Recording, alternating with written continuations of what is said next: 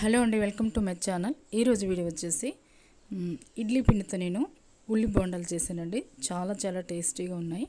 ఒకసారి వీడియో చూడండి. నేను ముందుగా ఇడ్లీ పిండిని ఒక బౌల్లో వేసుకున్నాను. ఇలా బౌల్లో వేసుకొని మైదాపిండి 1 కప్పు, శనగపిండి బియ్యపిండి కలిపిన 1/2 కప్పు. చాలా టేస్టీగా ఉన్నాయండి బోండాలు.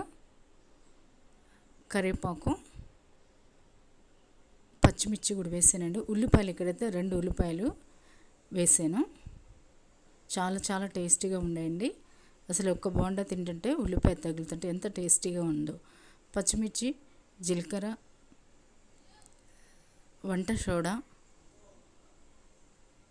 తగినంత సాల్ట్ వేసి మొత్తం ఇలా కలుపుకోవాలండి. చేత్తో ఇలా మొత్తం పిండి కలవాలన్నమాట. బాగా కలుపుకోవాలి.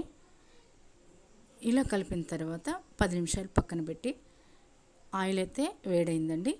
కొద్ది కొద్దిగా తీసుకొని ఉండలుగా ఈ ఆయిల్లో వేసుకొని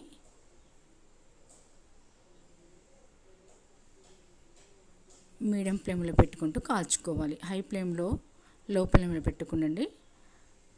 మీడియం ఫ్లేమ్లో పెట్టి కాల్చుకుంటే లోపల దాకాలి. చాలా క్రిస్పీగా, చాలా టేస్టీగా ఉంటాయండి. మనం బజార్లో కొన్న దానికంటే కూడా ఉల్లి బోండాలు మనం ఇంట్లో చేసుకుంటే ఇడ్లీ పిండితో చాలా చాలా టేస్టీగా ఉంటుందండి. చాలా రుచిగా ఉన్నాయన్నమాట. చూడండి ఎంత బాగా కాలాయో. చక్కగా లోపల దాకాలి. చాలా క్రిస్పీగా, చాలా టేస్టీగా ఉన్నాయి. మీరు కూడా ఇడ్లీ పిండితో ఒకసారి ఇలా ట్రై చేయండి. ముఖ్యంగా నేను శనగపిండి బియ్యపిండి 2 కలిపింది 1/2 కప్పు వేసే కదండి, అందుకని చాలా చాలా టేస్టీగా ఉన్నాయన్నమాట.